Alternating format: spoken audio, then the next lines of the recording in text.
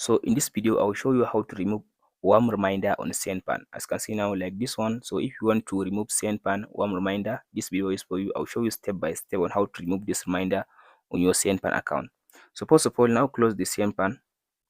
After you close the CNFan, now go and open up your browser, your Play Store, App Store. So if you are using Android, open up the Play Store. If you are using iPhone, go to App Store and search for VPN. So most of the time, Proton VPN works well for this one. So go and search for Proton VPN. After you install the Proton VPN like this one, it has free features. It will give you some free features. So you can use any VPN, but for this video, I'm using Proton. So after you install the Proton VPN like this one, all you have to do now, just go back and install. After you install, turn on the VPN.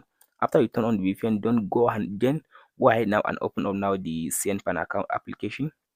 So after you open the CNFan application, now go ahead now and open up the product you want to buy. From there, the reminder will not even like existing on your account. So that's it guys on how to remove CNFan warm reminder.